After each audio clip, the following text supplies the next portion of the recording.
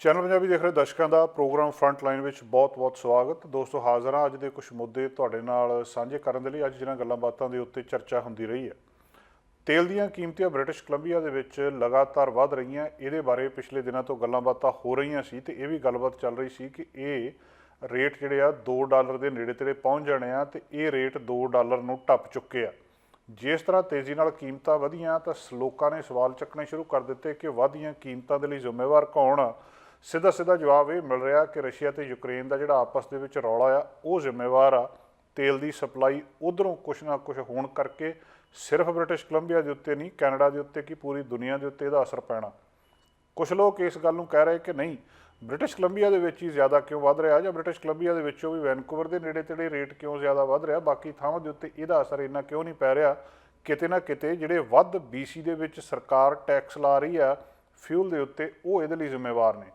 ਬੀਤੇ ਕੱਲ੍ਹ premier John ਹੌਰਗਨ ਨੂੰ ਇਹ ਸਵਾਲ ਕੀਤਾ ਗਿਆ ਤਾਂ ਉਹਨਾਂ ਨੇ ਗੱਲਬਾਤ ਫੈਡਰਲ ਗੌਰਮੈਂਟ ਵੱਲੋਂ ਤੇ ਗਲੋਬਲ ਜਿਹੜੀ ਇੰਸਟੇਬਿਲਿਟੀ ਆ ਉਹਦੇ ਵੱਲੋਂ ਸਿੱਟ ਦਿੱਤੀ ਕਿ ਸਾਡਾ ਕਸੂਰ ਨਹੀਂ ਹੈ ਇਹਦੇ ਵਿੱਚ, ਜਾਂ ਤਾਂ ਫੈਡਰਲ ਸਰਕਾਰ ਜ਼ਿੰਮੇਵਾਰ ਆ ਤੇ ਜਾਂ ਇਹਦੇ ਲਈ ਫਿਰ ਜਿਹੜੀ ਵਿਸ਼ਵ ਦੇ ਵਿੱਚ ਜੋ ਕੁਛ ਇਸ ਵੇਲੇ ਵਾਪਰ ਰਿਹਾ ਉਹ ਜ਼ਿੰਮੇਵਾਰ ਆ। ਮੈਟਰੋ ਵੈਨਕੂਵਰ ਦੇ ਨੇੜੇ ਤੇੜੇ ਅੱਜ ਸ਼ੁੱਕਰਵਾਰ ਨੂੰ ਕੀਮਤਾਂ $2 ਤੋਂ ਜ਼ਿਆਦਾ ਲੀਟਰ ਤੋਂ ਉੱਤੇ ਹੋਈਆਂ ਆ। ਕੱਲ੍ਹ ਵੀਰਵਾਰ ਨੂੰ ਪ੍ਰੀਮੀਅਰ ਜੌਨ ਹੌਰਗਨ ਨੂੰ ਜਦੋਂ ਇਹ ਗੱਲਬਾਤ ਪੁੱਛੀ ਸੀ ਕਿ ਜਿਹੜਾ ਗੈਸ ਟੈਕਸ ਆ ਬ੍ਰਿਟਿਸ਼ ਕੋਲੰਬੀਆ ਦੇ ਵਿੱਚ, ਇਹਦੇ ਬਾਰੇ ਦੱਸੋ ਵੀ ਇਹ ਕਿੰਨਾ ਆ ਤੇ ਕਿਉਂ ਲੱਗ ਰਿਹਾ। ਜਿਹੜੀ ਕਾਰਬਨ ਪ੍ਰਾਈਸਿੰਗ ਆ ਇਹ ਇੱਕ ਕੀ ਪਾਰਟ ਆ ਇਹ ਸਾਰੇ ਕੁਛ ਦੇ ਵਿੱਚ, ਚਾਹੇ ਉਹ ਪ੍ਰੋਵਿੰਸ ਦਾ ਕਲਾਈਮੇਟ ਐਕਸ਼ਨ ਪਲਾਨ ਆ ਤੇ ਚਾਹੇ ਫੈਡਰਲ ਸਰਕਾਰ ਦਾ ਕਲਾਈਮੇਟ ਐਕਸ਼ਨ ਪਲਾਨ ਆ। ਕਾਰਬਨ ਟੈਕਸ ਕੀ ਆ, ਪਿਛਲੇ ਲੰਬੇ ਸਮੇਂ ਤੋਂ ਇੱਕ ਇਹਨੂੰ ਪੋਲਿਊਸ਼ਨ ਟੈਕਸ ਕਹਿ ਸਕਦੇ ਹਾਂ ਕਿ ਜਿੰਨੀ ਕਾਰਬਨ ਨਿਕਲਦੀ ਆ, ਜਿਹੜੀਆਂ ਇਹ ਪੋਲਿਊਸ਼ਨ ਫੈਲਾਉਣ ਵਾਲੀਆਂ ਗੈਸਾਂ ਨੇ, ਉਹਦੇ ਉੱਤੇ ਟੈਕਸ ਦੇਣਾ ਪੈਂਦਾ। ਅਤੇ ਇਹ ਪ੍ਰੀਮੀਅਰ ਜੌਨ ਹੌਰਗਨ ਕਹਿੰਦੇ ਕਿ ਸਾਡੀ ਕਮਿਟਮੈਂਟ ਆ ਸਰਕਾਰ ਦੇ ਨਾਲ। ਅਸੀਂ ਸਰਕਾਰ ਦੀ ਜਿਹੜੀ ਪਿਛਲੀਆਂ 2 ਇਲੈਕਸ਼ਨ ਦੇ ਵਿੱਚ ਕੀਤੀ ਆ ਕਿ $50 ਇੱਕ ਟਨ ਦਾ ਜਿਹੜਾ ਕਾਰਬਨ ਦੇ ਪਿੱਛੇ ਟੈਕਸ ਜਿਹੜਾ ਉਹ ਲਾਇਆ ਜਾਣਾ ਆ, ਅਤੇ ਅਸੀਂ ਇਹ ਸਾਰੇ ਕੁਛ ਦੇ ਵਿੱਚ ਆਉਣ ਵਾਲੇ ਸਮੇਂ ਦੇ ਵਿੱਚ ਇਹਦੇ ਉੱਤੇ ਕਾਰਵਾਈ ਵੀ ਕਰ ਰਹੇ ਹਾਂ। ਪਰ ਇਹ ਮੈਂਡੇਟ ਫੈਡਰਲ ਆ, ਫੈਡਰਲ ਸਰਕਾਰ ਦਾ ਮੈਂਡੇਟ ਆ ਕਿ ਕਾਰਬਨ ਟੈਕਸ ਲਾਓ, ਅਤੇ ਇਹ ਸਾਰੀਆਂ ਪ੍ਰੋਵਿੰਸਿਸ ਦੇ ਵਿੱਚ ਹੀ ਲੱਗ ਰਿਹਾ। ਉਸੇ ਤਰ੍ਹਾਂ BC ਦੇ ਵਿੱਚ ਵੀ ਲੱਗ ਰਿਹਾ ਅਤੇ 1 ਅਪ੍ਰੈਲ ਤੋਂ ਇਹ ਜਿਹੜਾ ਅਗਲਾ ਇਹਦਾ ਦੌਰ ਸ਼ੁਰੂ ਹੋ ਜਾਣਾ। ਅਤੇ ਇਹ ਕਿਉਂਕਿ ਜਿੰਨਾ ਜਲਦੀ ਸ਼ੁਰੂ ਕਰਾਂਗੇ ਓਨਾ ਹੀ ਅਸੀਂ ਜਿਹੜਾ ਜਲਦੀ ਉਸ ਟਾਰਗੇਟ ਦੇ ਉੱਤੇ ਪਹੁੰਚਾਂਗੇ, ਅਤੇ ਲੱਗਣਾ ਇਹ ਸਾਰੇ ਪ੍ਰੋਵਿੰਸਿਸ ਦੇ ਵਿੱਚ ਹੀ ਆ। ਇਸ ਕਰਕੇ ਇਸ ਟੈਕਸ ਦਾ ਬ੍ਰਿਟਿਸ਼ ਕੋਲੰਬੀਆ ਦੇ ਤੇਲ ਵਿੱਚ ਵੱਧ ਰਹੀਆਂ ਕੀਮਤਾਂ ਦੇ ਨਾਲ ਜਾਂ ਗੈਸ ਦੀਆਂ ਵੱਧ ਰਹੀਆਂ ਕੀਮਤਾਂ ਦੇ ਨਾਲ ਇਹਦਾ ਕੋਈ ਰੌਲਾ ਨਹੀਂ ਆ। ਇਹ ਗੱਲ ਉਹਨਾਂ ਨੇ ਮੰਨੀ ਆ ਕਿ ਇਹ ਜਿਹੜਾ ਪ੍ਰੋਵਿੰਸ ਦਾ ਉਸ ਟਾਰਗੇਟ 'ਤੇ ਪਹੁੰਚਣ ਦਾ ਜਿਹੜਾ ਟੈਕਸੇਸ਼ਨ ਆ, ਜਿਹੜਾ ਟੈਕਸ ਲਾਇਆ ਜਾ ਰਿਹਾ, ਇੱਕ ਪਾਰਟ ਜ਼ਰੂਰ ਆ ਇਸ ਵੱਧ ਲਈ ਜ਼ਿੰਮੇਵਾਰ। ਪਰ ਉਹਨਾਂ ਦਾ ਇੱਕ ਦਲੀਲ ਇਹ ਆ ਕਿ ਰਾਤੋਂ ਰਾਤ 18 ਸੈਂਟ ਲੀਟਰ ਦੇ ਪਿੱਛੇ ਵੱਧ ਜਾਣਾ, ਇਹਦੇ ਲਈ ਤਾਂ ਪ੍ਰੋਵਿੰਸ਼ੀਅਲ ਸਰਕਾਰ ਜ਼ਿੰਮੇਵਾਰ ਨਹੀਂ ਹੈ। ਇਹਦੇ ਲਈ ਤਾਂ ਘੱਟੋ ਘੱਟ ਜਿਹੜੀ ਅੰਤਰਰਾਸ਼ਟਰੀ ਪੱਧਰ ਦੇ ਉੱਤੇ ਅਸਥਿਰਤਾ ਇਸ ਵੇਲੇ ਫੈਲੀ ਆ ਉਹ ਜ਼ਿੰਮੇਵਾਰ ਆ। ਮੈਟਰੋ ਵੈਨਕੂਵਰ ਤੋਂ ਬਾਹਰ ਅਤੇ ਮੈਟਰੋ ਵੈਨਕੂਵਰ ਅਤੇ ਵਿਕਟੋਰੀਆ ਤੋਂ ਬਾਹਰ ਜਿਹੜਾ ਪ੍ਰੋਵਿੰਸ਼ੀਅਲ ਟੈਕਸ 1 ਲੀਟਰ ਦੇ ਉੱਤੇ ਆ ਉਹ 24.46 ਸੈਂਟ ਲੱਗਦਾ ਹੈ। ਵਿਕਟੋਰੀਆ ਦੇ ਵਿੱਚ 5.5 ਸੈਂਟ ਇੱਕ ਮੋਟਰ ਫਿਊਲ ਟੈਕਸ ਵੀ ਆ ਜਿਹੜਾ BC ਟਰਾਂਜ਼ਿਟ ਨੂੰ ਜਾਂਦਾ ਆ। ਮੈਟਰੋ ਵੈਨਕੂਵਰ ਦੇ ਵਿੱਚ 37 ਸੈਂਟ 1 ਲੀਟਰ ਪਿੱਛੇ ਪ੍ਰੋਵਿੰਸ ਨੂੰ ਦੇਣੇ ਪੈਂਦੇ ਆ, ਜਿਹਦੇ ਵਿੱਚ 18.5 ਸੈਂਟ ਟਰਾਂਸਲਿੰਕ ਟੈਕਸ ਵੀ ਆ, ਅਤੇ ਐਡੀਸ਼ਨਲ 10 ਸੈਂਟ ਜਿਹੜਾ ਲੀਟਰ ਕਾਰਬਨ ਟੈਕਸ ਜਿਹੜਾ ਅਪ੍ਰੈਲ ਦੇ ਵਿੱਚ 11 ਸੈਂਟ ਹੋਣਾ ਆ। ਸੋ ਇਹ ਸਾਰੇ ਜਦੋਂ ਹੁਣ ਇੱਕ ਪਾਸੇ ਲੋਕ ਟੈਕਸ ਦਾ ਹਿਸਾਬ ਕਿਤਾਬ ਲਾ ਕੇ ਦੇਖ ਰਹੇ ਆ, ਕਿਉਂਕਿ ਜਦੋਂ ਹੀ ਇਹ ਰੇਟ ਵਧੇ ਆ ਤਾਂ ਉਦੋਂ ਫਿਰ ਲੋਕਾਂ ਨੇ ਇਹ ਵੀ ਜਾਣਨਾ ਸ਼ੁਰੂ ਕਰ ਦਿੱਤਾ ਵੀ ਇਹਦੇ ਪਿੱਛੇ ਕਾਰਨ ਕੀ ਆ। ਅਤੇ ਹੁਣ ਸਵਾਲ ਉੱਠ ਰਿਹਾ ਵੀ ਇਹਦੇ ਲਈ ਜ਼ਿੰਮੇਵਾਰ ਕੌਣ ਆ। ਪ੍ਰੀਮੀਅਰ ਜੌਨ ਹੌਰਗਨ ਆਪਣੇ ਆਪ ਨੂੰ ਇਸ ਤਰ੍ਹਾਂ ਡਿਫੈਂਡ ਕਰ ਰਹੇ ਆ, ਉਹ ਕਹਿੰਦੇ ਜਿਹੜੀ ਇਹ ਟੈਕਸਿਸ ਆ ਇਹਦੇ ਨਾਲ ਹੀ ਰੋਡ ਬਣਨੇ ਆ, ਇਹਦੇ ਨਾਲ ਹੀ ਪਬਲਿਕ ਟਰਾਂਸਪੋਰਟ ਨੂੰ ਫੰਡਿੰਗ ਹੋਣੀ ਆ, ਇਹਦੇ ਨਾਲ ਹੀ ਇਨਫਰਾਸਟਰਕਚਰ ਜਿਹੜਾ ਹੋਣਾ ਆ ਠੀਕ ਠਾਕ ਹੋਣਾ ਆ। ਖਾਸ ਕਰਕੇ ਉਹਨਾਂ ਨੇ ਹਵਾਲਾ ਇਹ ਦਿੱਤਾ ਕਿ ਜਿਹੜਾ ਐਟਮੋਸਫੈਰਿਕ ਪਿਛਲੇ ਸਾਲ ਦੇ ਵਿੱਚ ਆਇਆ ਸੀ, ਜਿੰਨਾ ਕੁਛ ਉਸ ਹੜ੍ਹਾਂ ਨੇ ਤਬਾਹੀ ਮਚਾਈ ਆ ਸਾਊਥ ਕੋਸਟ ਦੇ ਵਿੱਚ, ਐਬਸਫੋਰਡ, ਸਿਊਮਸ ਜਾਂ ਦੂਜੇ ਏਰੀਏ ਦੇ ਵਿੱਚ, ਉਹਨੂੰ ਉਹ ਸਾਰੇ ਕੁਛ ਨੂੰ ਜਿਹੜਾ ਇੱਕ ਟੌਪ ਕਲਾਸ ਬਣਾਉਣ ਦੇ ਲਈ ਫੰਡਿੰਗ ਦੀ ਲੋੜ ਆ, ਅਤੇ ਉਹ ਫੰਡਿੰਗ ਜਿਹੜੀ ਆ ਇਹਨਾਂ ਟੈਕਸਿਸ ਤੋਂ ਕੱਟੀ ਹੋਣੀ ਆ। ਹੁਣ ਕਿੰਨਾ ਸੌਖੇ ਤਰੀਕੇ ਦੇ ਨਾਲ ਇਨਫਰਾਸਟਰਕਚਰ ਤਬਾਹ ਹੋ ਜਾਂਦਾ, ਇਹਦੀ ਉਦਾਹਰਨ ਪਿਛਲੇ ਸਮੇਂ ਵਿੱਚ ਹੋਈ ਵਾਤਾਵਰਨ ਦੀ ਤਬਾਹੀ ਆ। ਅਤੇ ਦੂਜਾ ਇਹ ਵੀ ਆ ਕਿ ਜਿਹੜਾ BC ਦੇ ਵਿੱਚ ਇਸ ਵੇਲੇ ਰਹਿੰਦਾ ਹੈ ਅਤੇ ਉਹਦੀ ਆਮਦਨ 44,842 ਇੱਕ ਸਾਲ ਦੀ ਇਹਨੇ ਮਤਲਬ $44,842 ਤੋਂ ਜ਼ਿਆਦਾ ਆ, ਉਹਨੂੰ ਜਿਹੜਾ ਇਹ ਕਾਰਬਨ ਟੈਕਸ ਰਿਬੇਟ ਆ $197 ਦਾ ਉਹ ਵੀ ਨਹੀਂ ਮਿਲਣਾ, ਉਹਦੇ ਲਈ ਵੀ ਉਹ ਐਲੀਜੀਬਲ ਨਹੀਂ ਹੈ। ਜਿਹੜੇ ਗੈਸ ਐਨਾਲਿਸਟ ਨੇ ਉਹ ਦੱਸਦੇ ਆ ਕਿ ਇਹ ਕਿਉਂਕਿ ਸਾਰਾ ਕੁਛ ਹੀ ਹੁਣ ਸਿਸਟਮ ਹੀ ਟੁੱਟ ਚੁੱਕਾ, ਅਤੇ ਆਉਣ ਵਾਲੇ ਦਿਨਾਂ ਦੇ ਵਿੱਚ ਕੁਛ ਵੀ ਇੱਦਾਂ ਦਾ ਨਹੀਂ ਦਿਸਦਾ ਕਿ ਇਹ ਰੇਟ ਥੱਲੇ, ਇਹ ਪ੍ਰਾਈਸ ਜਿਹੜੇ ਆ ਥੱਲੇ ਆ ਜਾਣਗੇ। ਚਾਹੇ ਬਹੁਤ ਸਾਰੀ ਮਹਿੰਗਾਈ ਰੂਸ ਯੂਕਰੇਨ ਦੇ ਮਾਮਲੇ ਦੇ ਬਹਾਨੇ ਦੇ ਨਾਲ ਵੀ ਕਿਤੇ ਨਾ ਕਿਤੇ ਹੋ ਸਕਦੀ ਆ। ਇੱਕ ਹੋਰ ਕਾਰਬਨ ਟੈਕਸ ਇਸ ਸਾਲ ਦੇ ਆਖਰ ਦੇ ਵਿੱਚ ਜਿਹੜਾ ਫੈਡਰਲੀ ਆਉਣਾ ਆ, ਉਹ ਵੀ ਐਕਸਪੈਕਟਡ ਆ। 16 ਸੈਂਟ ਦਾ ਹੋਰ 1 ਲੀਟਰ ਦੇ ਪਿੱਛੇ ਲੱਗਣਾ ਆ ਜਿਹੜੇ ਗੈਸੋਲੀਨ ਦੇ ਵਿੱਚ, ਤੇ 10 ਸੈਂਟ ਜਿਹੜੇ ਆ ਉਹ ਫਿਊਲ ਪੂਰੇ ਦੇਸ਼ ਦੇ ਵਿੱਚ ਲੱਗੇ ਆ। ਤੇ ਸਰਕਾਰ ਇਸ ਵੇਲੇ ਇਹਨਾਂ ਸਾਰਿਆਂ ਦੇ ਉੱਤੇ GST ਵੀ ਲਾ ਰਹੀ ਆ। ਬਹੁਤ ਸਾਰੇ ਲੋਕਾਂ ਨੇ BC ਸਰਕਾਰ ਨੂੰ ਕਿਹਾ ਸੀ ਕਿ ਗੈਸ ਦੇ ਪ੍ਰਾਈਸਿਸ ਦੇ ਉੱਤੇ ਕੈਪ ਲਾ ਦਿਓ, ਇਹਨੂੰ ਇੱਥੇ ਰੋਕ ਦਿਓ, ਜਿਸ ਤਰ੍ਹਾਂ ਫਲੱਡ ਦੇ ਵੇਲੇ ਰੋਕੀ ਸੀ। ਤਾਂ ਜਿਹੜੇ BC ਦੇ ਐਨਰਜੀ ਮਿਨਿਸਟਰ ਨੇ ਬਰੂਸ ਰਾਲਸਟਨ, ਉਹਨਾਂ ਨੇ ਕਿਹਾ ਸੀ ਇੱਦਾਂ ਦਾ ਸਾਡੇ ਕੋਲ ਕੋਈ ਵੀ ਹਜੇ ਪਲਾਨ ਨਹੀਂ ਹੈ। ਸੋ ਇਸ ਵੇਲੇ ਲਗਾਤਾਰ ਕੀਮਤਾਂ ਦੇ ਵਿੱਚ ਵਾਧਾ ਜਾਰੀ ਆ। ਆਉਣ ਵਾਲੇ ਦਿਨਾਂ ਦੇ ਵਿੱਚ ਅਨਐਕਸਪੈਕਟਡ ਕੀਮਤਾਂ ਗੈਸ ਦੀਆਂ ਦੇਖਣ ਨੂੰ ਮਿਲ ਸਕਦੀਆਂ। ਜ਼ਿੰਮੇਵਾਰ ਕੌਣ ਆ ਇਹਦੇ ਲਈ? ਅੰਤਰਰਾਸ਼ਟਰੀ ਮਾਰਕੀਟ ਜ਼ਿੰਮੇਵਾਰ ਆ। ਜੇ ਅੰਤਰਰਾਸ਼ਟਰੀ ਮਾਰਕੀਟ ਜ਼ਿੰਮੇਵਾਰ ਆ ਤਾਂ ਵਿਨੀਪੈਗ ਤੇ ਬ੍ਰਿਟਿਸ਼ ਕੋਲੰਬੀਆ ਦੇ ਵਿੱਚ ਗੈਸ ਦੀਆਂ ਕੀਮਤਾਂ ਦੇ ਵਿੱਚ ਇੰਨਾ ਫਰਕ ਕਿਉਂ ਆ? ਇੱਥੇ ਰਹਿਣ ਵਾਲੇ ਲੋਕਾਂ ਨੂੰ ਜ਼ਿਆਦਾ ਪੇ ਕਿਉਂ ਭਰਨਾ ਪੈ ਰਿਹਾ? ਇਹਦੇ ਬਾਰੇ ਲੋਕਾਂ ਨੇ ਸਵਾਲ ਚੁੱਕਣੇ ਸ਼ੁਰੂ ਕਰ ਦਿੱਤੇ ਆ। ਰੂਸ ਯੂਕਰੇਨ ਯੁੱਧ 9ਵੇਂ ਦਿਨ ਦੇ ਵਿੱਚ ਵੀ ਜਾਰੀ ਹੈ। ਰੂਸੀ ਸੈਨਾ ਨੇ ਜ਼ਪੋਰੀਆ ਨਿਊਕਲੀਅਰ ਪਾਵਰ ਪਲਾਂਟ ਦੇ ਉੱਤੇ ਦੱਸਦਿਆ ਕਿ ਕਬਜ਼ਾ ਕਰ ਲਿਆ। ਗੋਲੀਬਾਰੀ ਇੱਥੇ ਹੋਈ ਹੈ, ਪਲਾਂਟ ਦੇ ਵਿੱਚ ਅੱਗ ਲੱਗ ਗਈ ਔਰ ਉਸ ਪਲਾਂਟ ਦੇ ਵਿੱਚ ਲੱਗੀ ਅੱਗ ਦੀਆਂ ਖਬਰਾਂ ਪੂਰੀ ਦੁਨੀਆ ਦੀਆਂ ਅਖਬਾਰਾਂ ਨੇ ਦਿਖਾਈਆਂ। ਰੂਸ ਦੇ ਸੈਨਿਕਾਂ ਨੇ ਪਲਾਂਟ ਦੀ ਜਿਹੜੀ ਐਡਮਿਨ ਤੇ ਉਹਦੀ ਕੰਟਰੋਲ ਬਿਲਡਿੰਗ ਆ ਉਹਦੇ ਉੱਤੇ ਕਬਜ਼ਾ ਕਰ ਲਿਆ ਤੇ ਕਈ ਉੱਥੇ ਹਵਾਈ ਹਮਲੇ ਹਜੇ ਵੀ ਜਾਰੀ ਆ। ਦੱਸਿਆ ਜਾ ਰਿਹਾ ਕਿ 47 ਲੋਕਾਂ ਦੀ ਇਹਨਾਂ ਹਮਲਿਆਂ ਦੇ ਵਿੱਚ ਮੌਤ ਹੋ ਗਈ ਹੈ। ਕੁਝ ਖਬਰਾਂ ਇਹ ਵੀ ਆ ਰਹੀਆਂ ਕਿ ਯੂਕਰੇਨ ਦੇ ਰਾਸ਼ਟਰਪਤੀ ਵਲਾਦੀਮੀਰ ਜ਼ੇਲੈਂਸਕੀ ਯੂਕਰੇਨ ਦੀ ਰਾਜਧਾਨੀ ਕੀਵ ਤੋਂ ਬੰਕਰ ਦੇ ਵਿੱਚੋਂ ਨਿਕਲ ਕੇ ਪੋਲੈਂਡ ਆ ਗਏ ਆ। ਇਹਦਾ ਵਾ ਰੂਸੀ ਮੀਡੀਆ ਦੇ ਇੱਕ ਪਾਸਿਓਂ ਕੀਤਾ ਜਾ ਰਿਹਾ। ਹੁਣ ਰੂਸੀ ਮੀਡੀਆ ਕਿੰਨਾ ਕੁ ਸੱਚ ਬੋਲਦਾ ਇਹਦੇ ਉੱਤੇ ਯਕੀਨ ਵੀ ਨਹੀਂ ਕੀਤਾ ਜਾ ਸਕਦਾ। ਯੂਕਰੇਨ ਦੇ ਇੱਕ ਵਿਰੋਧੀ ਧਿਰ ਦੇ ਨੇਤਾ ਦੇ ਮੁਤਾਬਕ ਜ਼ੇਲੈਂਸਕੀ ਪੋਲੈਂਡ ਦੇ ਵਿੱਚ ਅਮਰੀਕਨ ਅੰਬੈਸੀ ਦੇ ਵਿੱਚ ਮੌਜੂਦ ਆ। 2 ਦਿਨ ਪਹਿਲਾਂ ਅਮਰੀਕੀ ਰਾਸ਼ਟਰਪਤੀ ਜੋ ਬਾਈਡਨ ਨੇ ਪਬਲਿਕਲੀ ਇਹ ਕਿਹਾ ਸੀ ਕਿ ਜ਼ੇਲੈਂਸਕੀ ਜਦੋਂ ਚਾਹਣ ਉਹ ਯੂਕਰੇਨ ਤੋਂ ਉਹਨਾਂ ਨੂੰ ਏਅਰਲਿਫਟ ਕਰਕੇ ਅਸੀਂ ਬਚਾ ਕੇ ਅਮਰੀਕਾ ਲਿਆ ਸਕਦੇ ਹਾਂ। ਪਰ ਦੱਸਦੇ ਆ ਕਿ ਉੱਥੋਂ ਦੇ ਰਾਸ਼ਟਰਪਤੀ ਨੇ ਇਨਕਾਰ ਕਰ ਦਿੱਤਾ ਸੀ ਕਿ ਮੈਂ ਇਸ ਔਖੇ ਸਮੇਂ ਦੇ ਵਿੱਚ ਆਪਣੇ ਦੇਸ਼ ਨੂੰ, ਆਪਣੇ ਮੁਲਕ ਨੂੰ ਛੱਡ ਕੇ ਨਹੀਂ ਜਾ ਸਕਦਾ। ਯੂਕਰੇਨ ਦੀ ਤਰਫ ਤੋਂ ਵੀ ਜਿਹੜੇ ਉਸ ਪਾਸਿਓਂ ਵੀ ਕੁਝ ਬਿਆਨ ਆਇਆ ਜਿਹਦੇ ਵਿੱਚ ਪਤਾ ਲੱਗ ਰਿਹਾ ਕਿ ਜ਼ੇਲੈਂਸਕੀ ਰਾਜਧਾਨੀ ਕੀਵ ਦੇ ਵਿੱਚ ਹੀ ਆ। ਸੋ ਅਜੇ ਤੱਕ ਇਹ ਗੱਲ ਸਪਸ਼ਟ ਨਹੀਂ ਹੋ ਸਕੀ ਕਿ ਉੱਥੋਂ ਦੇ ਰਾਸ਼ਟਰਪਤੀ ਕਿੱਥੇ ਨੇ। ਜਿਹੜਾ ਨਿਊਕਲੀਅਰ ਪਾਵਰ ਪਲਾਂਟ ਆ ਉਹਦੇ ਐਮਰਜੈਂਸੀ ਰਿਸਪੋਂਡੈਂਟ ਨੂੰ ਅੰਦਰ ਜਾਣ ਦੀ ਪਰਮਿਸ਼ਨ ਮਿਲ ਗਈ ਹੈ। ਅਮਰੀਕੀ ਅਫਸਰਾਂ ਦੇ ਮੁਤਾਬਕ ਪਲਾਂਟ ਦੇ ਵਿੱਚ ਰੇਡੀਏਸ਼ਨ ਲੈਵਲ ਜਿਹੜਾ ਆ ਉਹਦਾ ਕੋਈ ਸੰਕੇਤ ਨਹੀਂ ਹੈ, ਜਿਹੜਾ ਕਿ ਇੱਕ ਬਹੁਤ ਚੰਗੀ ਗੱਲ ਆ ਕਿ ਰੇਡੀਏਸ਼ਨ ਲੈਵਲ ਉੱਥੇ ਤੱਕ ਹੀ ਆ। ਜਿੱਥੇ ਮਿਲਟਰੀ ਦੇ ਉੱਤੇ ਫੌਜ ਦੀ ਆਪਸ ਵਿੱਚ ਲੜਾਈ ਹੋ ਰਹੀ ਹੈ, ਉੱਥੇ ਕਈ ਥਾਵਾਂ ਦੇ ਉੱਤੇ ਰੂਸੀ ਫਾਈਟਰ ਜੈਟ ਬਾਵਜੂਦ ਤਮਾਮ ਅਪੀਲਾਂ ਕਰਨ ਦੇ ਸਕੂਲਾਂ ਦੇ ਉੱਤੇ ਵੀ ਹਮਲੇ ਕਰ ਰਿਹਾ ਆ। ਫਾਈਟਰ ਜੈਟਸ ਨੇ ਕੁਝ ਜਿਹੜੇ ਮਿਡਲ ਸਕੂਲ ਦੇ ਉੱਤੇ ਵੀ ਕਹਿੰਦੇ ਇੱਕ ਦੇ ਉੱਤੇ ਹਮਲਾ ਕੀਤਾ, ਉਹ ਬਿਲਡਿੰਗ ਪੂਰੀ ਦੀ ਪੂਰੀ ਤਬਾਹ ਹੋ ਗਈ ਆ। ਪਲੇਗਰਾਊਂਡ ਦੇ ਉੱਤੇ ਵੀ ਇੱਕ ਮਿਜ਼ਾਈਲ ਡਿੱਗੀ ਆ। ਚੱਲਦੀ ਲੜਾਈ ਦੇ ਵਿੱਚ ਕਿੱਥੇ ਕੀ ਹੋ ਰਿਹਾ ਇਹਦੇ ਬਾਰੇ ਅਜੇ ਤੱਕ ਕੁਝ ਵੀ ਪੂਰੀਆਂ ਖਬਰਾਂ ਸਾਹਮਣੇ ਨਹੀਂ ਆ ਰਹੀਆਂ। ਜਿਹੜੇ ਵਲਾਦੀਮੀਰ ਪੁਤਿਨ ਆ ਉਹ ਕਹਿੰਦੇ ਕਿ ਯੂਕਰੇਨ ਵਿਦੇਸ਼ੀਆਂ ਨੂੰ ਹਿਊਮਨ ਸ਼ੀਲਡ ਵਜੋਂ ਇਸਤੇਮਾਲ ਕਰ ਰਿਹਾ ਤੇ ਯੂਕਰੇਨ ਦੀ ਜਿਹੜੀ ਨੀਓ ਨਾਜੀ ਯੂਨਿਟਸ ਆ ਉਹ ਵਿਦੇਸ਼ੀਆਂ ਨੂੰ ਯੁੱਧ ਜਿਹੜਾ ਉਹ ਮੈਦਾਨ ਆ ਉਹਨੂੰ ਉੱਥੋਂ ਜਾਣ ਦੇ ਲਈ ਰੋਕ ਰਹੀ ਆ।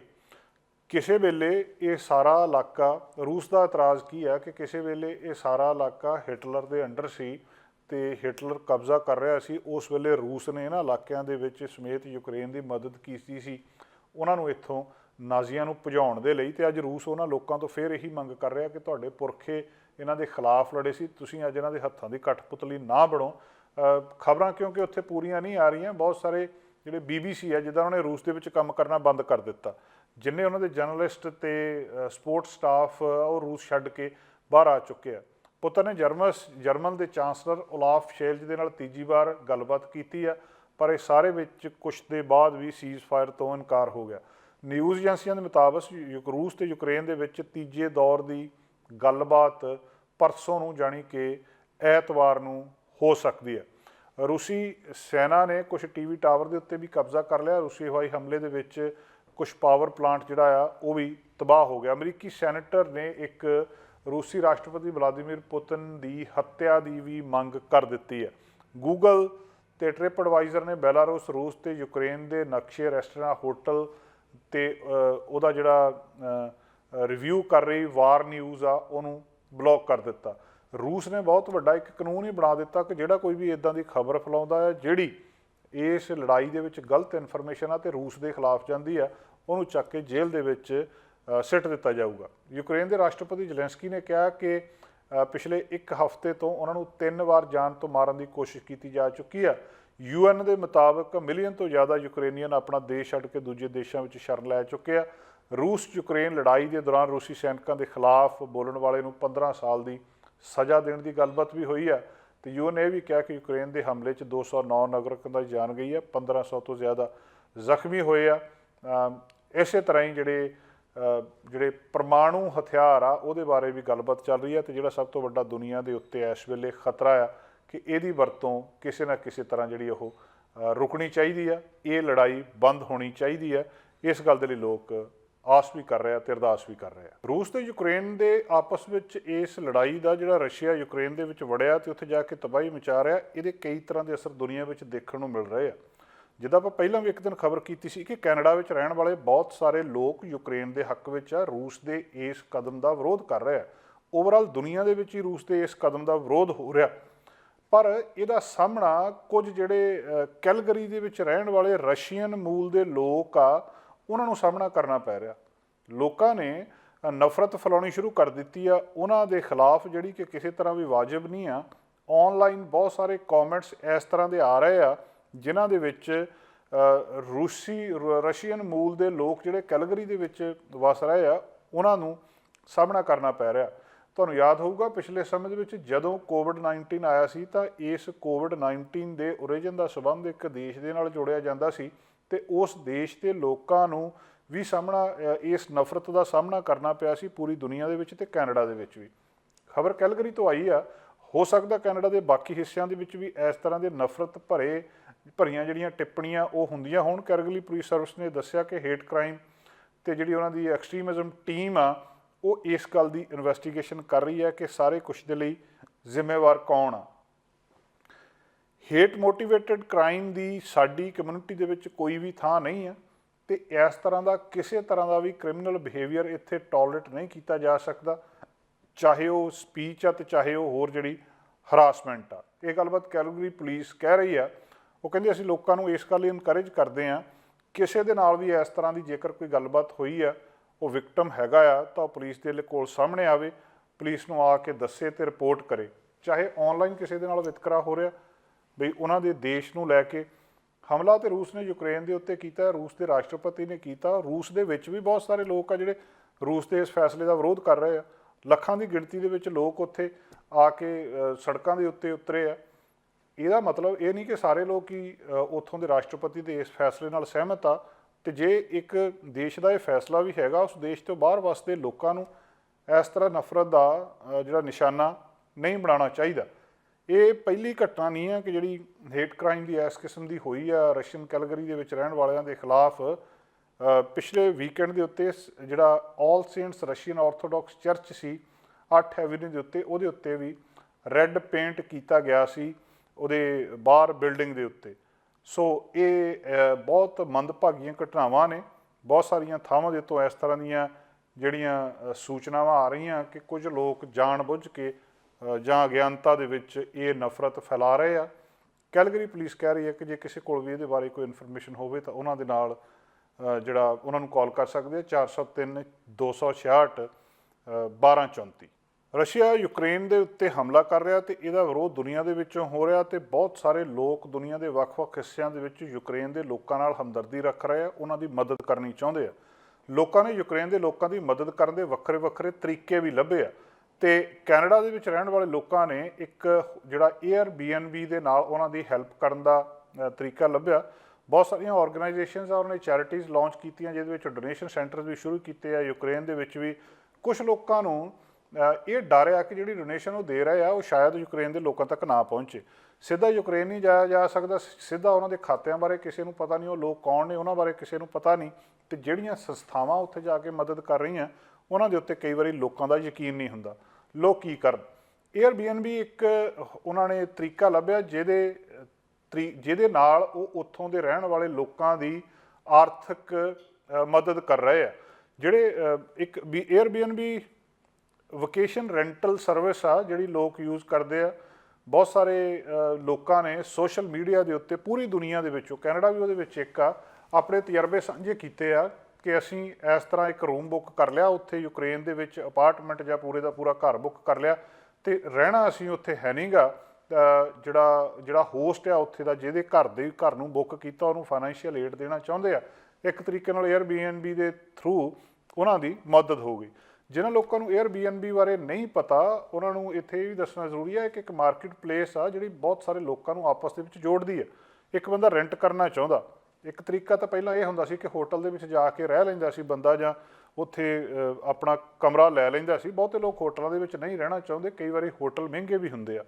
ਬਹੁਤੇ ਲੋਕ ਘਰਾਂ ਦੇ ਵਿੱਚ ਜੇ ਕਿਸੇ ਦੇ ਕੋਈ ਕਮਰਾ ਪਿਆ ਆ ਤਾਂ ਉਸ ਕਮਰੇ ਨੂੰ ਉਹ Airbnb ਇੱਕ ਜਿਹੜੀ ਵੈਬਸਾਈਟ ਆ AIRBNB ਉਹਦੇ ਉੱਤੇ ਜਾ ਕੇ ਉਹ ਦੱਸ ਦਿੰਦੇ ਆ ਕਿ ਭਾਈ ਸਾਡੇ ਘਰ ਦੇ ਵਿੱਚ ਇੱਕ ਕਮਰਾ ਖਾਲੀ ਆ ਜਾਂ 2 ਕਮਰੇ ਜਾਂ ਇੱਕ ਇੰਨਾ ਪੋਰਸ਼ਨ ਖਾਲੀ ਆ, ਜੇ ਕਿਸੇ ਨੂੰ ਰੈਂਟ ਦੇ ਉੱਤੇ ਚਾਹੀਦਾ ਹੋਵੇ ਤਾਂ ਉਹ ਲੈ ਸਕਦਾ। ਦੂਜੇ ਪਾਸੇ ਇੱਕ ਹੋਰ ਵਿਅਕਤੀ ਆ, ਉਹ ਰੈਂਟ ਦੇ ਉੱਤੇ ਰਹਿਣਾ ਚਾਹੁੰਦਾ ਆ, ਉਹ ਲੱਭ ਰਿਹਾ ਆ ਕਿ ਮੈਂ ਫਲਾਣੇ ਸ਼ਹਿਰ ਦੇ ਵਿੱਚ ਕਿਰਾਏ ਦੇ ਉੱਤੇ ਕਮਰਾ ਲੱਭਣਾ, ਹੋ ਸਕਦਾ ਉਹਨੇ 1 ਰਾਤ ਲਈ ਲੈਣਾ ਹੋਵੇ, ਹੋ ਸਕਦਾ ਉਹਨੇ 15-20 ਦਿਨ ਲਈ ਉਹਨੂੰ ਉਹ ਥਾਂ ਚਾਹੀਦੀ ਹੋਵੇ। ਉੱਥੇ ਜਾ ਕੇ ਫਿਰ ਉਹ ਵੈਬਸਾਈਟ ਦੇ ਉੱਤੇ ਉਸ ਰੂਮ ਨੂੰ ਬੁੱਕ ਕਰ ਲੈਂਦਾ। 2007 ਦੇ ਵਿੱਚ ਇਹ Airbnb ਸ਼ੁਰੂ ਹੋਇਆ ਸੀ।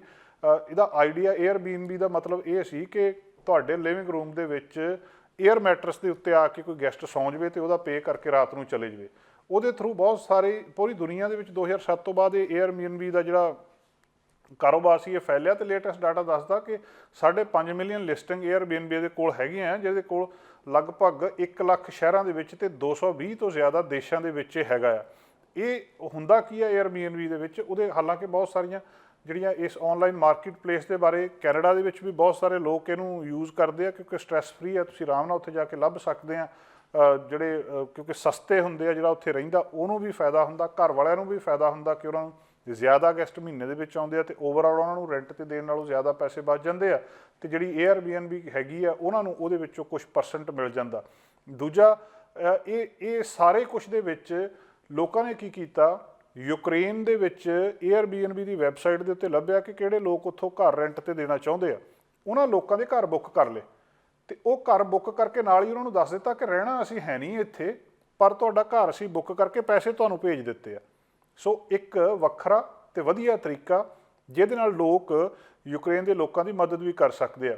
ਇੱਕ ਵਿਅਕਤੀ, ਉਹਦਾ ਨਾਮ ਮੈਰੀਓ ਦੱਸਦੇ ਆ, ਉਹਨੇ ਇੱਕ ਸਕਰੀਨਸ਼ਾਟ ਆਪਣੀ ਗੱਲਬਾਤ ਦਾ ਯੂਕਰੇਨ ਦੇ ਵਿੱਚ ਕਿਸੇ ਦੇ ਨਾਲ ਸਾਂਝਾ ਕੀਤਾ, ਜਿਹਦੇ 'ਚ ਉਹ ਕਹਿੰਦਾ ਵੀ ਮੈਂ 3 ਮਾਰਚ ਤੋਂ ਲੈ ਕੇ 10 ਮਾਰਚ ਤੱਕ ਆਪਣੀ ਸਟੇ ਉੱਥੇ ਬੁੱਕ ਕਰ ਲਈ ਆ। ਅਤੇ ਨਾਲ ਉਹਨਾਂ ਨੇ ਉਹਨੂੰ ਮੈਸੇਜ ਭੇਜ ਦਿੱਤਾ ਜਿਹੜਾ ਕਿ ਉੱਥੇ ਮਾਰੀਆ ਆ, ਜਿਹਦਾ ਉਹਨਾਂ ਨੇ ਘਰ ਬੁੱਕ ਕੀਤਾ, ਕਿ ਮੈਂ ਅਤੇ ਮੇਰੀ ਪਤਨੀ ਨੇ ਇਹ ਅਪਾਰਟਮੈਂਟ 1 ਹਫ਼ਤੇ ਦੇ ਲਈ ਬੁੱਕ ਕੀਤਾ, ਪਰ ਅਸੀਂ ਇੱਥੇ ਆਉਣਾ ਨਹੀਂ। ਅਸੀਂ ਇਸੇ ਕਰਕੇ ਬੁੱਕ ਕੀਤਾ ਕਿ ਤੁਹਾਨੂੰ ਇਹਦੇ ਪੈਸੇ ਮਿਲ ਜਾਣ ਅਤੇ ਤੁਸੀਂ ਤੁਹਾਡੀ ਜਿਹੜੀ ਆ ਉਹ ਮਦਦ ਹੋ ਸਕੇ। ਉੱਧਰ ਜਿਹੜੀ Airbnb ਕੰਪਨੀ ਆ ਉਹਨਾਂ ਨੇ ਵੀ ਜਿਹੜੀ ਫੀਸ ਆ ਉਹ ਵੇਵ ਕਰ ਦਿੱਤੀ, ਉਹ ਹਟਾ ਦਿੱਤੀ ਆ ਬੁਕਿੰਗ ਕਾਸਟ ਦੇ ਵਿੱਚ, ਜਿਹੜੀ ਕੋਈ ਡਾਇਰੈਕਟਲੀ ਇਸ ਕਿਸਮ ਦੀ ਮਦਦ ਕਰਨੀ ਚਾਹੁੰਦਾ ਆ।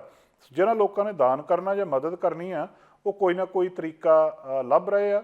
ਯੂਕਰੇਨ ਦੇ ਵਿੱਚ ਉਹ ਲੋਕ ਜਿਹੜੇ ਆਪਣੇ ਕਮਰੇ ਜਾਂ ਘਰ ਥੋੜ੍ਹੇ ਜਿਹੇ ਸਮੇਂ ਲਈ ਕਿਰਾਏ 'ਤੇ ਦਿੰਦੇ ਆ, ਉਹਨਾਂ ਨੂੰ ਲੱਭ ਕੇ ਉਹਨਾਂ ਦੇ ਕਮਰੇ ਅਤੇ ਘਰ ਲੋਕ ਬੁੱਕ ਕਰ ਰਹੇ ਆ ਅਤੇ ਜਾਣਾ ਉਹਨਾਂ ਨੇ ਉੱਥੇ ਨਹੀਂ ਆ। ਮਿਲੀਅਨ ਤੋਂ ਜ਼ਿਆਦਾ ਲੋਕ ਇਸ ਵੇਲੇ ਉੱਥੋਂ ਵੀ ਬਾਹਰ ਜਾ ਚੁੱਕੇ ਆ, ਯੂਕਰੇਨ ਨੂੰ ਛੱਡ ਕੇ ਵੀ ਜਾ ਚੁੱਕੇ ਆ। ਅਤੇ ਇਹ ਵੀ ਆ ਇੱਥੇ ਗੱਲ ਜਿਹੜੀ Airbnb ਦੇ ਅਫੀਸ਼ੀਅਲਸ ਨੇ ਉਹ ਵੀ ਦੱਸ ਰਹੇ ਆ, ਉਹ ਵੈਸੇ ਵੀ ਲੋਕਾਂ ਦੀ ਮਦਦ ਕਰਦੇ ਰਹਿੰਦੇ ਆ ਅਤੇ ਇਹਨਾਂ ਦੇ ਲਈ ਵੀ ਉਹ ਮਦਦ ਕਰ ਰਹੇ ਆ ਕਿ ਕਿਸੇ ਨਾ ਕਿਸੇ ਤਰ੍ਹਾਂ ਜਿਹੜੇ ਯੂਕਰੇਨ ਤੋਂ ਬਾਹਰ ਜਾ ਰਹੇ ਆ ਉਹਨਾਂ ਦੀ ਵੀ ਮਦਦ ਕੀਤੀ ਜਾਵੇ। 6,77,000 ਜਿਹੜੀ ਮੰਗਲਵਾਰ ਦੀ ਸਟੇਟਮੈਂਟ ਸੀ UN ਦੀ, ਲੋਕ ਨੇੜੇ ਤੇੜੇ ਦੇ ਦੇਸ਼ਾਂ ਦੇ ਵਿੱਚ ਗਏ ਆ। ਅਤੇ Airbnb.org ਜਿਹੜੀ ਨਾਨ ਪ੍ਰੋਫਿਟ ਔਰਗਨਾਈਜੇਸ਼ਨ ਹੈ ਉਹਨਾਂ ਨੇ ਕਿਹਾ ਸੀ ਕਿ ਅਸੀਂ 21,300 ਅਫਗਾਨੀ ਰਿਫਿਊਜੀਆਂ ਨੂੰ ਆਪਣੇ ਜਿਹੜੇ ਫਰੀ ਜਿਹੜੀ ਟੈਂਪਰੇਰੀ ਹਾਊਸਿੰਗ ਆ ਉਹ ਦੇਣਗੇ।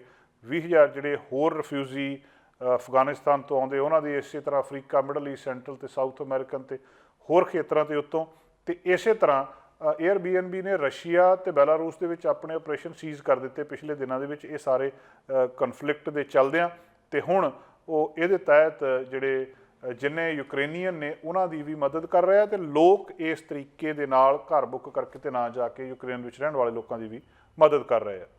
ਪਿਛਲੇ ਦਿਨਾਂ ਦੇ ਵਿੱਚ ਇੱਕ ਨੌਜਵਾਨ ਕੁੜੀ ਦੀ ਹੱਤਿਆ ਕਰ ਦਿੱਤੀ ਗਈ ਸੀ। ਸਿਕਿਉਰਿਟੀ ਗਾਰਡ ਹਰਮਨਦੀਪ ਕੌਰ 24 ਸਾਲ ਦੀ ਉਮਰ ਸੀ। ਉਹਦੀ ਯਾਦ ਦੇ ਵਿੱਚ ਅੱਜ 2 ਵਜੇ ਤੋਂ ਲੈ ਕੇ 4 ਵਜੇ ਤੱਕ ਯੂਨੀਵਰਸਿਟੀ ਸੈਂਟਰ ਦੇ ਸਾਹਮਣੇ ਇੱਕ ਕੈਂਡਲ ਲਾਈਟ ਵਿਜਲ ਆਯੋਜਿਤ ਕੀਤਾ ਜਾ ਰਿਹਾ, ਉਹਨੂੰ ਸ਼ਰਧਾਂਜਲੀ ਦੇਣ ਲਈ, ਉਹਨੂੰ ਯਾਦ ਕਰਨ ਲਈ, ਤੇ ਉਹਦੀ ਮੈਮਰੀ ਦੇ ਵਿੱਚ ਜਿਹੜੇ ਕੈਂਪਸ ਤੇ ਫਲੈਗਸ ਆ ਉਹਨਾਂ ਨੂੰ ਵੀ ਨੀਵੇਂ ਕੀਤਾ ਜਾਊਗਾ। ਯੂਨੀਵਰਸਿਟੀ ਦੇ ਅਫੀਸ਼ੀਅਲਸ ਦੱਸ ਰਹੇ ਆ ਕਿ ਜਿਹੜਾ ਇਹ ਅਟੈਕ ਹੋਇਆ ਸੀ ਪਿਛਲੇ ਵੀਕਐਂਡ, ਉਸ ਮਾਮਲੇ ਦੇ ਵਿੱਚ ਵਰਕਸੇਫ BC ਹੁਣ ਇਨਵੈਸਟੀਗੇਸ਼ਨ ਕਰ ਰਹੀ ਹੈ ਕਿ ਹਰਮਨਦੀਪ ਕੌਰ ਜਿਹਦੀ 24 ਸਾਲ ਉਮਰ ਸੀ, ਪਾਰਟ ਟਾਈਮ ਸਿਕਿਉਰਿਟੀ ਗਾਰਡ ਵਜੋਂ ਯੂਨੀਵਰਸਿਟੀ ਆਫ ਬ੍ਰਿਟਿਸ਼ ਕੋਲੰਬੀਆ ਦੇ ਓਕਨਾਗਨ ਕੈਂਪਸ ਦੇ ਵਿੱਚ ਕੰਮ ਕਰ ਰਹੀ ਸੀ, ਤੇ ਉੱਥੋਂ ਹੀ ਕੰਮ ਕਰਦਾ ਇੱਕ ਹੋਰ ਵਿਅਕਤੀ ਨੇ ਹਮਲਾ ਕਰਕੇ ਉਹਨੂੰ ਮਾਰ ਦਿੱਤਾ, ਤੇ ਬਾਅਦ ਦੇ ਵਿੱਚ ਪਤਾ ਲੱਗਿਆ ਕਿ ਉਹ ਕੋਈ ਮਾਨਸਿਕ ਸਮੱਸਿਆ ਦੇ ਨਾਲ ਜੂਝ ਰਿਹਾ ਵਿਅਕਤੀ ਸੀ, ਤੇ ਉਸੇ ਤਹਿਤ ਉਹਦੇ 'ਤੇ ਕੇਸ ਦਰਜ ਕੀਤਾ ਗਿਆ। ਹੁਣ ਜਿਹੜੀ ਵਰਕਸੇਫ BC ਆ ਉਹਦੀ ਇਸ ਵੇਲੇ ਜਿਹੜੀ ਅਪਡੇਟ ਆ ਰਹੀ ਆ ਕਿ ਉਹ ਇਨਵੈਸਟੀਗੇਸ਼ਨ ਆਪਣੀ ਕਰ ਰਹੀ ਆ, ਤੇ ਇਸ ਜਿਹੜੀ ਘਟਨਾ ਵਾਪਰੀ ਸੀ ਇਹ ਸ਼ਨੀਵਾਰ ਸਵੇਰੇ 6 ਵਜੇ ਤੋਂ ਥੋੜ੍ਹਾ ਚਿਰ ਪਹਿਲਾਂ ਇਸ ਲੜਕੀ ਦੇ ਉੱਤੇ ਹਮਲਾ ਕੀਤਾ ਸੀ, ਤੇ ਮੁੜ ਕੇ ਉਹਨੂੰ ਕਲੋਨਾ ਜਨਰਲ ਹਸਪੀਟਲ ਦੇ ਵਿੱਚ ਲੈ ਕੇ ਗਏ। ਉੱਥੇ ਉਹਨਾਂ ਨੇ ਦੱਸਿਆ ਕਿ ਇਹਦੀ ਜਿੱਥੇ ਉਹਦੀ ਬਾਅਦ ਦੇ ਵਿੱਚ ਮੌਤ ਹੋ ਗਈ। ਉਦੋਂ ਤੋਂ ਬਾਅਦ ਥੋੜ੍ਹੇ ਚਿਰ ਬਾਅਦ ਹੀ ਉਹਨੂੰ ਜਿਹੜਾ ਸਸਪੈਕਟ ਸੀਗਾ ਉਹਨੂੰ ਫੜ ਲਿਆ ਸੀ, ਮੈਂਟਲ ਹੈਲਥ ਦਾ ਐਕਟ ਦੇ ਤਹਿਤ ਉਹਨੂੰ ਗ੍ਰਿਫਤਾਰ ਕੀਤਾ ਗਿਆ। ਕਲੋਨਾ RCMP ਦੱਸਦੀ ਸੀ ਕਿ ਇਹ ਬੰਦਾ ਵੀ ਯੂਨੀਵਰਸਿਟੀ ਕੈਂਪਸ ਦੇ ਵਿੱਚ ਉਸੇ ਸਵੇਰ ਕੰਮ ਕਰ ਰਿਹਾ ਸੀ, ਤੇ ਹੋ ਸਕਦਾ ਇਹਦੇ ਉੱਤੇ ਹੁਣ ਮਰਡਰ ਦੇ ਚਾਰਜ ਲੱਗਣ। ਹੁਣ ਇਹਦੇ ਬਾਰੇ ਸਵਾਲ ਬਹੁਤ ਸਾਰੇ ਉੱਠ ਰਿਹਾ ਕਿ ਉਹ ਕੰਮ ਕੌਣ ਕਰਦਾ ਸੀ, ਉਹਨੂੰ ਪਹਿਲਾਂ ਉਹਦੀ ਮਾਨਸਿਕ ਹਾਲਤ ਬਾਰੇ ਕਿਉਂ ਨਹੀਂ ਸੀ ਪਤਾ, ਹਮਲਾ ਕਿਉਂ ਹੋਇਆ, ਇਹਦਾ ਕਾਰਨ ਕੀ ਸੀ। ਇਹ ਸਾਰੇ ਕੁਛ ਦੀ ਬਹੁਤ ਡੂੰਘਾਈ ਦੇ ਨਾਲ ਛਾਣਬੀਣ ਕੀਤੀ ਜਾ ਰਹੀ ਆ। ਜਿਹੜੇ ਡਿਪਟੀ ਵਾਈਸ ਚਾਂਸਲਰ ਆ ਤੇ ਪ੍ਰਿੰਸੀਪਲ ਆ UBCO ਦੇ, ਉਹ ਇੱਕ ਸਟੇਟਮੈਂਟ ਦੇ ਵਿੱਚ ਇਹ ਦੱਸ ਰਹੇ ਆ। ਹਰਮਨਦੀਪ ਕੌਰ ਦੇ ਲਈ GoFundMe ਪੇਜ ਦੇ ਉੱਤੇ ਇੱਕ ਪੇਜ ਵੀ ਬਣਾਇਆ ਗਿਆ, ਬਹੁਤ ਸਾਰੇ ਲੋਕਾਂ ਨੇ ਮਦਦ ਵੀ ਕੀਤੀ ਹੈ। ਹਾਲਾਂਕਿ ਪੇਜ ਬਣਾਉਣ ਵਾਲਿਆਂ ਨੇ ਕਿਹਾ ਸੀ ਕਿ $25,000 ਦੀ ਸਾਨੂੰ ਮਦਦ ਦੀ ਲੋੜ ਆ, ਪਰ ਉੱਥੇ ਅੱਜ ਜਦੋਂ ਅਸੀਂ ਤੁਹਾਡੇ ਨਾਲ ਗੱਲਬਾਤ ਕਰ ਰਹੇ ਹਾਂ ਤਾਂ $62,000 ਤੋਂ ਉੱਤੇ ਡਾਲਰ ਇਕੱਠਾ ਹੋ ਚੁੱਕਿਆ। ਲੋਕ ਇਸ ਬੱਚੀ ਦੀ ਮਦਦ ਕਰ ਰਹੇ ਨੇ। ਹਰਮਨਦੀਪ ਕੌਰ ਦੇ ਉੱਤੇ ਹਮਲਾ ਹੋਇਆ, ਸਿਕਿਉਰਿਟੀ ਗਾਰਡ ਵਜੋਂ ਕੰਮ ਕਰਦੀ ਸੀ, ਔਰ ਦੱਸਿਆ ਜਾ ਰਿਹਾ ਕਪੂਰਥਲੇ ਦੇ ਨਾਲ ਇਹਦਾ ਪੰਜਾਬ ਤੋਂ ਸੰਬੰਧ ਸੀ। 2015 ਦੇ ਵਿੱਚ ਕੈਨੇਡਾ ਆਈ ਸੀ, ਇੱਥੇ ਆ ਕੇ ਪੜ੍ਹਾਈ ਕਰਦੀ ਸੀ, ਯੂਨੀਵਰਸਿਟੀ ਦੀ ਪੜ੍ਹਾਈ ਕਰ ਰਹੀ ਸੀ, ਪੈਰਾਮੈਡਿਕਸ ਬਾਅਦ ਦੇ ਵਿੱਚ ਬਣਨਾ ਚਾਹੁੰਦੀ ਸੀ। ਕੋਲੰਬੀਆ ਕਾਲਜ ਦੇ ਵਿੱਚ ਉਹ ਵੈਨਕੂਵਰ ਦੇ ਵਿੱਚ ਪੜ੍ਹੀ ਆ, ਨਾਲ ਨਾਲ ਕੰਮ ਕਰਦੀ ਰਹੀ ਹੈ, ਅਤੇ 2018 ਦੇ ਵਿੱਚ ਕਲੋਨਾ ਮੂਵ ਕਰ ਗਈ ਸੀ, ਜਿੱਥੇ ਜਾ ਕੇ ਔਰ ਇਹ ਵੀ ਦੱਸਿਆ ਜਾ ਰਿਹਾ ਕਿ ਆ ਲੰਘੀ ਜਨਵਰੀ ਦੇ ਵਿੱਚ ਹੀ ਉਹਨੂੰ ਪਰਮਾਨੈਂਟ ਰੈਜ਼ੀਡੈਂਸੀ ਮਿਲੀ ਸੀ। ਆਪਣੇ ਘਰ ਜਾਣਾ ਚਾਹੁੰਦੀ ਸੀ, ਆਪਣੇ ਘਰਦਿਆਂ ਨੂੰ ਮਿਲਣਾ ਚਾਹੁੰਦੀ ਸੀ, ਪਰ ਕੁਦਰਤ ਨੂੰ ਕੁਛ ਹੋਰ ਮਨਜ਼ੂਰ ਸੀ, ਅਤੇ ਉਹਦੇ ਨਾਲ ਇਹ ਮੰਦਭਾਗੀ ਘਟਨਾ ਵਾਪਰ ਗਈ।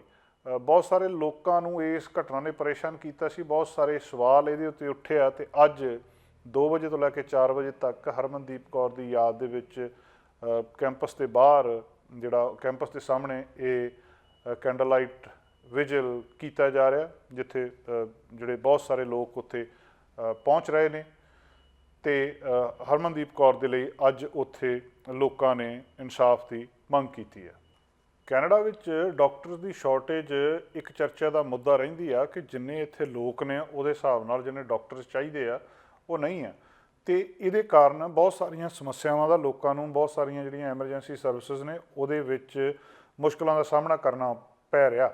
ਵੈਨਕੂਵਰ ਆਈਲੈਂਡ ਤੋਂ ਖਬਰ ਆ ਰਹੀ ਹੈ ਕਿ ਆਈਲੈਂਡ ਦੇ ਹੈਲਥ ਅਫੀਸ਼ੀਅਲ ਦੱਸ ਰਿਹਾ ਹੈ ਕਿ ਪੋਰਟ ਮੈਕਨੀਲ ਹਸਪੀਟਲ ਦਾ ਐਮਰਜੈਂਸੀ ਰੂਮ ਉਹਨਾਂ ਨੂੰ ਬੰਦ ਕਰਨਾ ਪੈ ਗਿਆ ਸ਼ੁੱਕਰਵਾਰ, ਜਾਣੀ ਅੱਜ ਸਵੇਰੇ 7 ਵਜੇ ਤੋਂ ਲੈ ਕੇ, ਅਤੇ ਮਾਰਚ 7 ਸੋਮਵਾਰ 4 ਵਜੇ ਤੱਕ ਮੈਕਨੀਲ ਹਸਪੀਟਲ ਵੈਨਕੂਵਰ ਆਈਲੈਂਡ ਦੇ ਉੱਤੇ ਉਹਦਾ ਐਮਰਜੈਂਸੀ ਰੂਮ ਬੰਦ ਕਰਨਾ ਪੈ ਗਿਆ ਕਿਉਂਕਿ ਡਾਕਟਰ ਹੈ ਨਹੀਂ। ਹੈਲਥ ਅਥਾਰਟੀ ਇਹ ਦੱਸ ਰਹੀ ਆ ਕਿ ਜਿਹੜਾ ਇੱਕ ਅਨਐਂਟੀਸਪੇਟਡ ਸ਼ਾਰਟੇਜ ਹੋਈ ਆ ਇਹ, ਕਿ ਉਹ ਗੱਲ ਜਿਹਦੀ ਆਸ ਨਹੀਂ ਸੀ, ਪਹਿਲਾਂ ਕੋਈ ਅੰਦਾਜ਼ਾ ਨਹੀਂ ਸੀ ਕਿ ਫਿਜ਼ੀਸ਼ੀਅਨ ਇੱਥੇ ਨਹੀਂ ਮਿਲਣਾ, ਅਤੇ ਨਾ ਹੀ ਉਹਦਾ ਕੋਈ ਪ੍ਰਬੰਧ ਕੀਤਾ ਜਾ ਸਕਿਆ। ਆਈਲੈਂਡ ਹੈਲਥ ਇਹ ਜਾਣਕਾਰੀ ਵੀ ਦੇ ਰਹੀ ਆ ਕਿ 3 ਮਾਰਚ ਤੋਂ ਬਾਅਦ ਜਿਹੜੇ ਉੱਥੇ ਫਿਜ਼ੀਸ਼ੀਅਨ ਨੇ ਆਉਣਾ ਸੀ, ਉਹ ਇਸ ਵੀਕਐਂਡ ਦੇ ਉੱਤੇ ਅਨਐਕਸਪੈਕਟਡਲੀ ਜਿਹੜਾ ਅਨਅਵੇਲੇਬਲ ਹੋ ਗਿਆ, ਨਹੀਂ ਆ ਸਕਿਆ, ਅਤੇ ਹੁਣ ਇਸੇ ਕਰਕੇ ਉਹਨੂੰ ਬੰਦ ਕਰਨਾ ਪੈ ਗਿਆ। ਜਿਹੜਾ ਐਫਰਟ ਕੀਤੇ ਗਏ, ਉਹ ਕਹਿੰਦੇ ਅਸੀਂ ਡਾਕਟਰ ਜਾਂ ਫਿਜ਼ੀਸ਼ੀਅਨ ਲੱਭਣ ਦੀ ਕੋਸ਼ਿਸ਼ ਕੀਤੀ ਆ ਕਿ ਜਲਦੀ ਮਿਲ ਜਾਵੇ ਅਤੇ ਇਸ ਚੀਜ਼ ਨੂੰ ਕਵਰ ਕੀਤਾ ਜਾ ਸਕੇ, ਪਰ ਨਹੀਂ ਹੋਇਆ।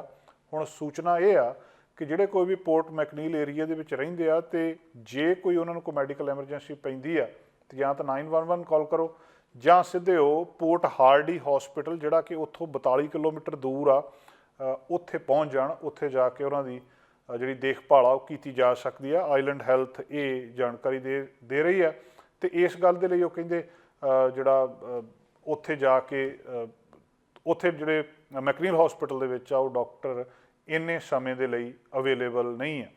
ਸੋ ਲਗਾਤਾਰ ਜਿਹੜੀ ਕਮਿਊਨਿਟੀ ਨੂੰ ਉਹ ਨੋਟੀਫਾਈ ਕਰਦੇ ਰਹਿੰਦੇ ਆ ਕਿ ਜੇ ਕੋਈ ਇਸ ਤਰ੍ਹਾਂ ਦੀ ਤਬਦੀਲੀ ਆਉਂਦੀ ਆ, ਤੇ ਇਹ ਇੱਕ ਵੱਡੀ ਤਬਦੀਲੀ ਆ। ਬਹੁਤ ਘੱਟ ਵਾਰੀ ਇਸ ਤਰ੍ਹਾਂ ਹੁੰਦਾ ਕਿ ਕੋਈ ਵੀ ਫਿਜ਼ੀਸ਼ੀਅਨ ਨਾ ਅਵੇਲੇਬਲ ਹੋਵੇ, ਤੇ ਇਹੀ ਚੀਜ਼ ਜਿਹੜੀ ਆ ਆਈਲੈਂਡ ਹੈਲਥ ਅਫੀਸ਼ੀਅਲ ਦੱਸ ਰਿਹਾ ਕਿ ਪੋਰਟ ਮੈਕਨੀਲ ਹਸਪੀਟਲ ਦਾ ਐਮਰਜੈਂਸੀ ਰੂਮ 7 ਵਜੇ ਸਵੇਰੇ ਸ਼ੁੱਕਰਵਾਰ ਤੋਂ ਲੈ ਕੇ ਸੋਮਵਾਰ ਸ਼ਾਮ 4 ਵਜੇ ਤੱਕ ਬੰਦ ਰਹੂਗਾ। ਉੱਥੇ ਕੋਈ ਵੀ ਡਾਕਟਰ ਉਪਲਬਧ ਨਹੀਂ ਹੈ। ਸਾਡਾ ਹਰ ਇੱਕ ਪ੍ਰੋਗਰਾਮ ਵੇਖਣ ਤੇ ਸਾਡੇ ਨਾਲ ਜੁੜਨ ਲਈ ਸਬਸਕ੍ਰਾਈਬ ਕਰੋ ਚੈਨਲ ਪੰਜਾਬੀ ਤੇ ਨੋਟੀਫਿਕੇਸ਼ਨ ਲਈ ਬੈਲ ਆਈਕਨ ਵਾਲੇ ਬਟਨ ਤੇ ਕਲਿੱਕ ਕਰੋ।